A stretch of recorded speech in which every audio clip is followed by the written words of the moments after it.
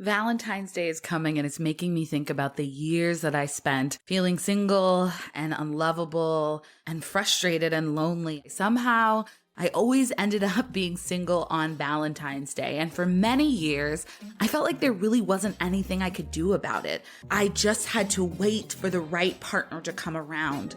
But what really changed things for me was beginning to build a healthy relationship with myself. Once I knew how to love and care for myself, once I knew that I was unconditionally worthy, that is when I attracted a partner who truly loved and cared for me. And I was able to take in the love that he was giving me. So this Valentine's Day, I want to encourage you to focus on building a healthy relationship with yourself, on taking care of yourself and treating yourself well.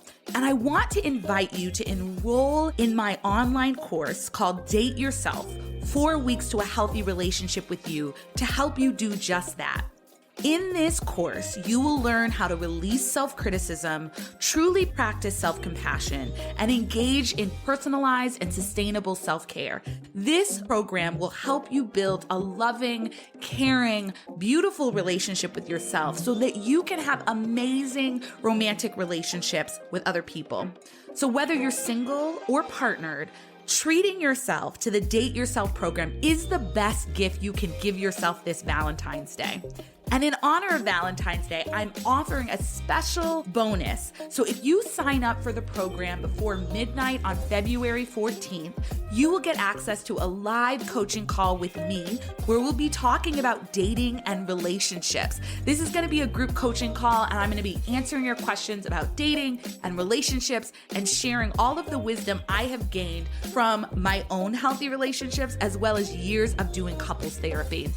You can enroll and learn more by going to unconditionallyworthy.com/date yourself. I hope to see you there.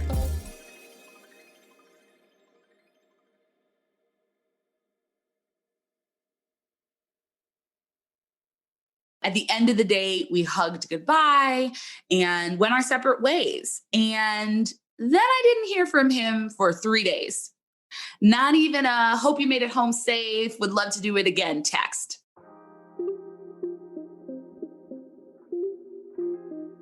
Welcome to the Unconditionally Worthy Podcast. In this podcast, I will guide you on your journey to connect with the true source of your self-worth. Each week, we'll discuss barriers to unconditional self-worth, the connection between self-worth and relationships, self-worth practices you can apply to your life, and how to use self-worth as a foundation for living courageously. I'm your host, Dr. Adia Gooden, a licensed clinical psychologist, dance enthusiast, and a dark chocolate lover who believes deeply that you are worthy unconditionally.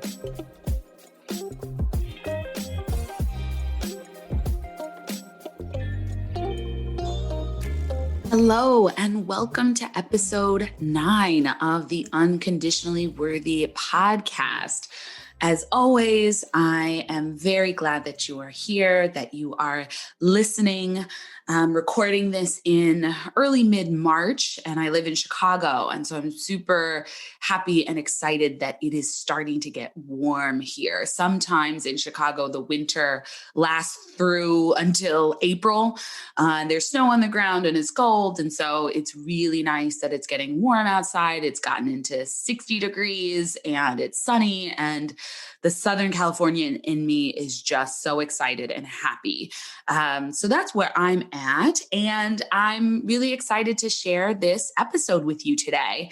We are going back to the topic of relationships, but this time we're going to talk about how unconditional self-worth helps us to have healthy relationships. So in episode 2, I talked all about my struggles with love and how not believing I was worthy or lovable really sort of kept me in this pattern of being in unhealthy relationships that just really were not connecting and affirming for me. And so I thought I'd share sort of the other end of things this time and give you all some inspiration for how unconditional self-worth really sets the foundation and sets us up well to have healthy vibrant relationships. And I'm going to start with sharing my current love story and what I think will be my love story for the rest of my days with my fiance, Jason. So it was late February, early March, so kind of around the same time as now. And it was 2018. And I was on Bumble. I sort of knew very clearly that I wanted a significant romantic relationship. And so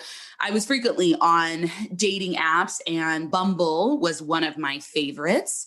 And I came across Jason's profile, and he was cute. He was a teacher, which I really liked. I liked that he had a profession that helped people. And the other thing that stood out was instead of listing his height and his preferred liquor, which was very common for dating profiles, he said that he was interested in a woman who loves and cares about people. And I thought, wow, first of all, how sweet that this man is interested in dating a woman who cares about people, that is a priority of his. And the other thing I thought is, you know what? I'm a woman who loves people. Like, that's me. I really do love people. I enjoy people. And so I swiped right and I sent him a message. On Bumble, when there are heterosexual matches, the woman has to make the first move. And that helps me out because, I've talked about my relationship anxiety. I would get all, stressed about messaging or not messaging. And so with Bumble, it was like, it's clear, it's your job to send the first message. So I did. And we got into, a message conversation for a little bit. And pretty quickly, he asked what my favorite types of restaurants were. I told him I liked American New restaurants. And he asked if we could go on a date. And at that point, I was pretty clear that I wanted to have a phone conversation before I went on a date with a new guy because I wasn't just interested in like having a free meal. For me, it felt like if in the first 5 to 10 minutes of a date, I knew it wasn't going to work, I wasn't super interested, there wasn't a connection, like that just felt like a waste of my time, his time, and money. And so I just wanted to avoid that situation. So I was like, I'm open to a date. Let's have a phone conversation first. So about a week or so later, we got on the phone, we talked, it went well. I don't really remember what we talked about, but it went well enough that I was like, sure, let's go on a date. And Jason chose the restaurant and he made a reservation, two great things. He set a date and a time and he chose the restaurant and made a reservation. So there was no sort of like messing around with, are we going, are we not going, etc. The other thing that I really liked was that he made a restaurant at a reservation that was an American New reservation. So it's a restaurant called Sky in Chicago's Pilsen neighborhood. And I just thought that was so thoughtful, right? To ask me what type of restaurants I liked, to make it a point to remember that, and then to find a restaurant that was aligned with the type of restaurant I liked. And I had never heard of this restaurant before. So that was kind of fun and exciting because I really love to try new restaurants. And that's really been a thing that we love doing together since our first date.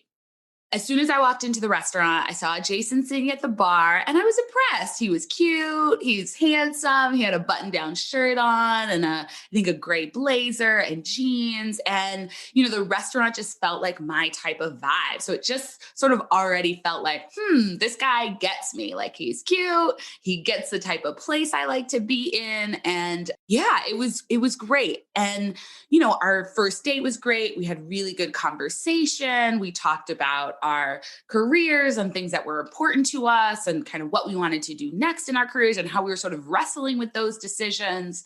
And during the day, I felt present and connected. And I really wasn't worried about whether or not Jason would like me. I was just there and enjoying the moment.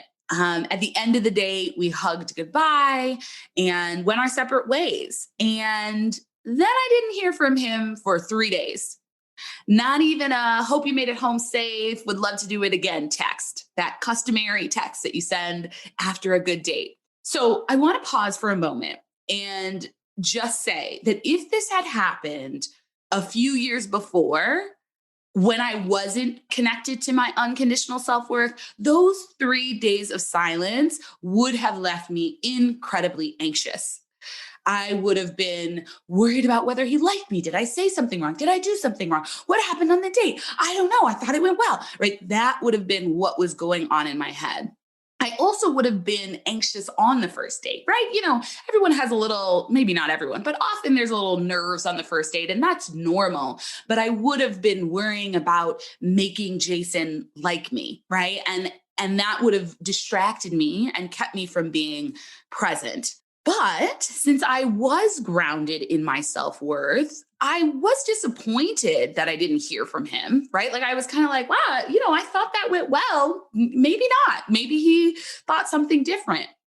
But I was able to just sort of say, okay, well, I guess that was that. I guess I liked him, but he didn't like me for whatever reason, or he wasn't interested in me or dating me. And that's it. And I was able to sort of let it go without internalizing it. I didn't start criticizing myself and saying, oh my gosh, what did I do wrong? And he must have thought I was ugly and I must have said something weird. And, all of those things that we can get into. I was just sort of like, all right, well, I guess that's that.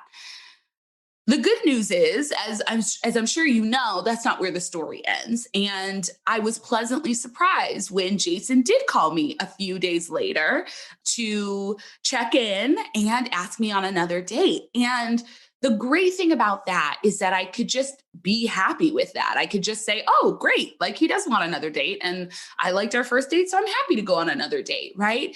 If I had been caught up in worrying about whether or not I was worthy and the anxiety, and maybe he didn't like me because I was unlovable, it would have been very hard for me to be like, sure, great, I'll go on another date, right? I might have been like, well, why haven't you called? I might have felt like, he doesn't really like me, but maybe he's giving me a chance. I could have created a whole story and narrative about what was happening if I wasn't grounded in my self-worth. But thankfully I was, right? I had done the work by then. And so, I could easily, happily go on another date. And so, looking back, and even while they were happening, it was very clear that Jason was super thoughtful. Our first few dates were really kind of the best dates I had been on. We had a night out at the museum. We went to a cooking class because he knows I love to cook. And he was really just showing up and showing his thoughtfulness and the fact that he likes a plan, which to me is so exciting because I am a planner, and to match with another planner so we can get excited about planning is just gold, and is something that I hadn't had before in relationships. So our relationship progressed easily after those initial dates. We talked regularly. We saw each other a couple of times a week. We got to know each other. And overall, this time was free from stress and anxiety and desperation, which is what often characterized my experiences in the early parts of relationships previously. Before Jason, even if the guy didn't know it, because I was well practiced at playing it cool, I would be worried constantly. I was anxious constantly. Did this go well? Did he like me? When is he going to text me? When is he going to call me? What's going on? And, my friends can attest to that because I was constantly talking about it. My gosh, it must have gotten real annoying and boring. But I was so consumed with, am I going to be chosen? Is this going to be the person who makes me feel worthy and lovable?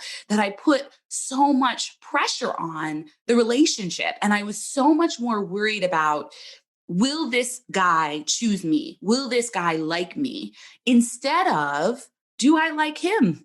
Do I enjoy our time together? And those are really important questions when you're dating someone. Do I like this person, right? Sometimes I would get into dating and it would be like a couple months in and I was like, I don't really like this person. I don't really like this.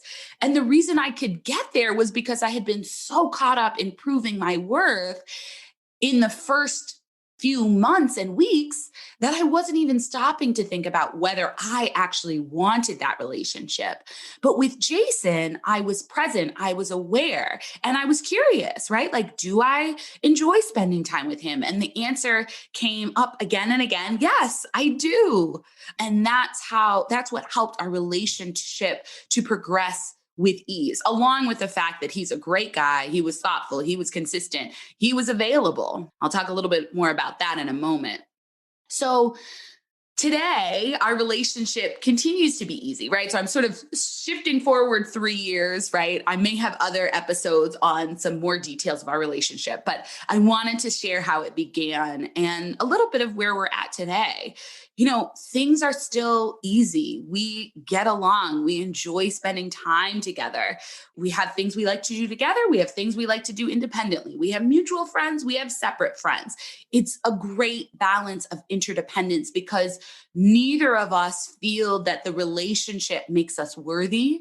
Neither of us are depending on the other person to fill an internal void. We are our own complete humans, and we come together because we love each other and we enjoy connecting and we support and encourage each other.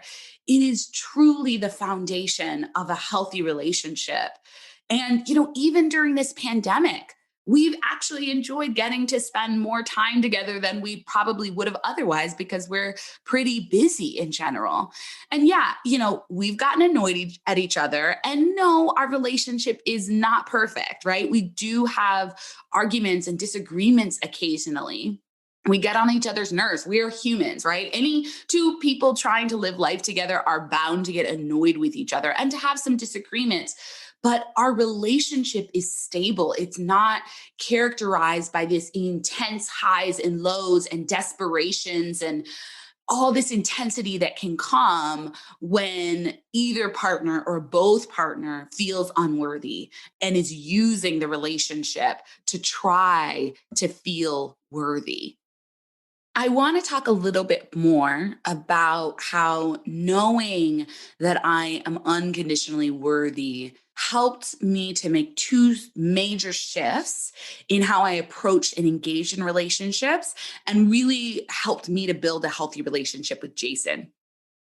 So, the first major thing that shifted for me when I connected to my unconditional self worth is that I was attracted to Jason, who was stable and available, right? So in episode 2, I talked about my pattern of choosing guys who were emotionally unavailable. This pattern, right, meant that I was mostly attracted to men who were unavailable, right? That those were the people that I was sort of drawn to. And I don't want to get in the weeds about the psychological process as it relates to this. Maybe I'll do another episode on that in the future. But I'll tell you about it sort of briefly and what it can look like. So, when you feel that you're unlovable, like I did, you're more likely to be attracted to people who confirm the belief that you are unlovable, right? So, you are more likely to be drawn to the people who treat you as you believe you should be treated deep down, right? You may on the surface think, oh, I'm lovable, I should be treated well. But if deep down you don't think you're worthy of love and care and you don't think you're lovable, you're going to be more attracted to people who treat you as though you're not totally lovable and as though you're not totally worthy. And this can then lead to a feeling of a sense of accomplishment or achievement as you try to earn the love and affirmation of someone you're dating, right? So this is what it looked like for me. I was choosing guys who were emotionally unavailable and didn't really affirm me in the ways that I needed to be affirmed, that I wanted to be affirmed, right? Their affection was sort of intermittent. Their desire to spend time with me was intermittent. And all of this sort of left me thinking, do they really love me? Well, what if I do this? Let me try to do this to make them love me and want to spend time with me. What if I do that and try to make them love me and want to spend time with me? So I started to sort of try to achieve their love, right? Maybe I'll do this. Maybe I'll do that. Maybe they'll like this. Maybe they'll like that. Maybe they'll like me if I do this. Maybe they'll like me if I do that, right? And when they did affirm me, when they did say, okay, yeah, we can hang out, or they did call me, or they did text me, I would feel a rush of excitement from the success. Yes, I did it. I did something that they liked. I'm affirmed in this moment, right? And this pattern was not healthy, but it would continue until they would get irritated or I would get annoyed. They're still not affirming me enough. Maybe there's something wrong, all of this stuff. Eventually, the relationship would end. They would end it or I would end it. But it just wasn't a healthy pattern. There were these sort of highs and lows, and there was infatuation mixed in there, but it wasn't healthy. And with Jason, things were different.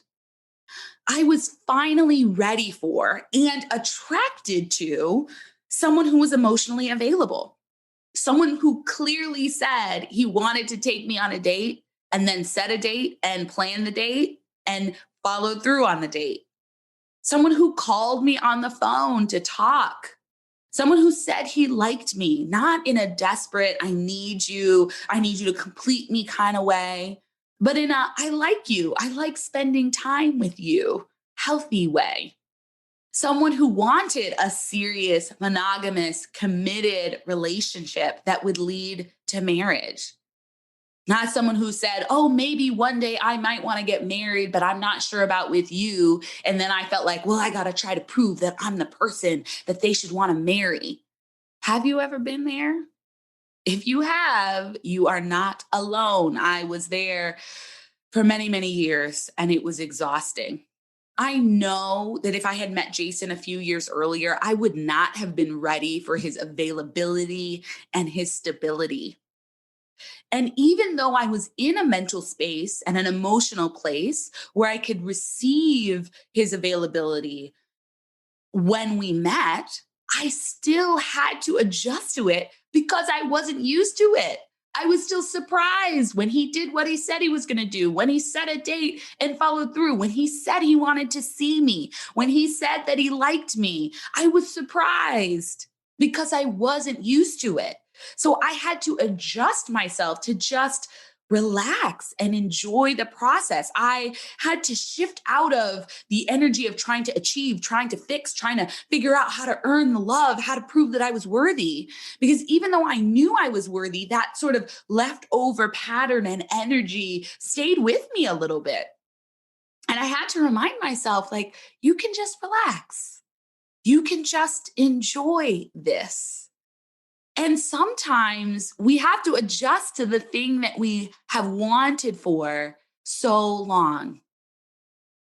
That's what happened with me. The second major shift that I experienced as a result of connecting to my unconditional self-worth is being free from relationship anxiety, which really allowed me to be present and engaged in the relationship with Jason without putting pressure on him or the relationship to confirm that I was worthy and lovable. Since I already knew I was worthy, I was free to engage in the relationship and just enjoy myself and pay attention to what I liked, what I didn't like, and really figure out if I thought Jason was a good match for me. Instead of trying to prove to him that he should choose me for a relationship.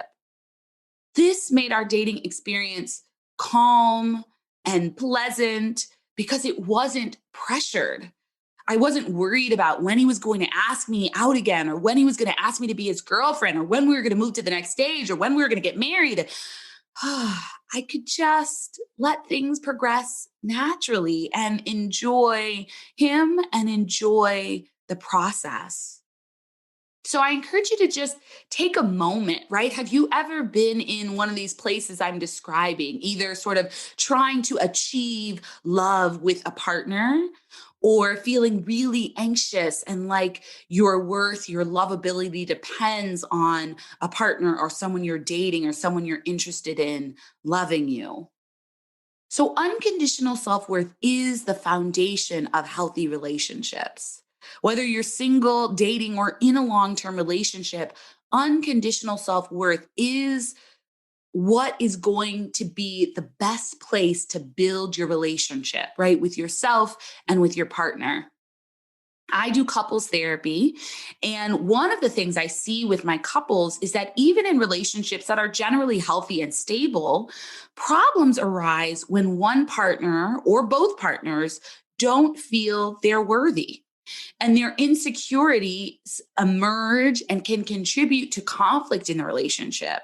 Sometimes one partner will try their best to reassure the partner who feels unworthy and unlovable, but it seems that no matter what they say, no matter what they do, the partner who is struggling with low self-worth still feels unlovable and unworthy and questions their partner's actions. They can't fully receive the love their partner is trying to offer them. What's clear to me is that the work is inner. Having loving and affirming partners certainly is healing.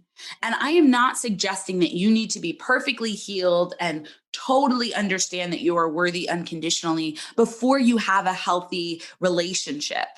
And I want to encourage you not to outsource this work to your partner, not to try to use a partner to make you feel worthy, but to do the inner work on your relationship with yourself, to build a loving and accepting relationship with yourself, because that is what's going to allow you to show up fully and in a healthy way in your romantic relationships. When we know we are worthy unconditionally, we can be present and loving with our partners. When we know we are worthy of love, we open ourselves to receiving love. When we know we are worthy, we walk away from people who are treating us poorly because we know we deserve better. When we know we are worthy, we don't put the pressure on our partners to convince us that we're worthy and lovable. And we don't put pressure on our relationships to fill the void of low self-worth. So if you're struggling with low self-worth, whether you're currently single or dating or in a long-term relationship, I want to leave you with a practice that you can use to connect with your unconditional self-worth. And that practice is a practice of self-appreciation. Many of us struggle with low self-worth and feel insecure in relationships because we believe that something is wrong with us. We believe that we need to be different than we are to be worthy and lovable.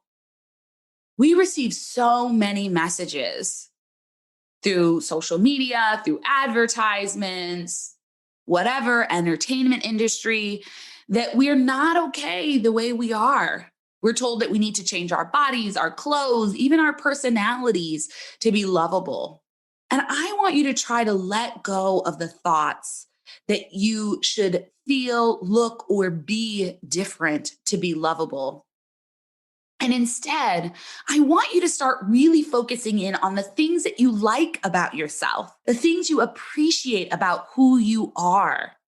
And when you can start tuning in to what you appreciate about yourself, that is when you feel self-confident and self-assured, and you know that you're worthy just as you are. So to practice this, I want you to take a moment to think about at least one thing that you like about yourself. Do you like that you ask great questions? Are you a great listener? Do you like that you're outspoken? Do you have great style? Do you like that you have soothing, grounding presence? Do you like that you're spontaneous? Do you like that you're a planner? Do you like that you're funny and have a quick wit? Do you always bring the fun and the party in a group? Take some time to connect to things that you appreciate about yourself. This is not to be arrogant, right? You're not saying, oh, I'm the best person ever. I'm better than everyone else. It's just an opportunity to connect to what do you appreciate about yourself? What do you find lovely about yourself? And if you're struggling with this, ask a friend, ask someone you trust, like, hey, what do you appreciate most about me? Right? And see if you can really tune into that, right? When they express what they appreciate about you, don't say, oh my gosh, I'm not like that all the time, or no, no, no, no. Don't dismiss it. See if you can let it in and really think about it. Well, yeah, I am a really good listener. All of my friends come to me for a listening ear, right? So just take a few moments Think about what you appreciate about yourself and focus in on that. So often we're focused on what's wrong, what we want to change, what we want to be different.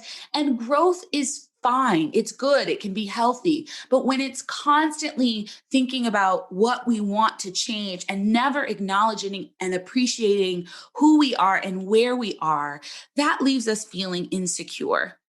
Being in touch with what we appreciate about ourselves helps us to connect to our unconditional self-worth and gives us the foundation to show up to dating and relationships knowing we are worthy and lovable. Showing up in a confident and self-assured way is attractive and will attract people, if you're dating or your partner, who want to see you at your best and want to see the most confident parts of you. So I encourage you to take some time to reflect on this and write these things down and remind yourself that you are worthy and that there are things that you love and appreciate about yourself just as you are now. So thank you so much for listening as always, and stay tuned for next week when I will be talking about the connection between our self-worth and boundaries and strategies to set effective boundaries. I'll see you next episode. Thanks for joining me this week on the Unconditionally Worthy Podcast. Make sure to visit my website, dradiagooden.com, and subscribe to the show on iTunes so you'll never miss an episode. You can also follow me on social media at Dr. Adia Gooden. If you love the show, please leave a review on iTunes so we can continue to bring you amazing episodes. Lastly, if you found this episode helpful and know someone who might benefit from hearing it, please share it. Thanks for listening, and see you next episode. This episode was produced by Chris and Tiana, and the music is by Waterboy.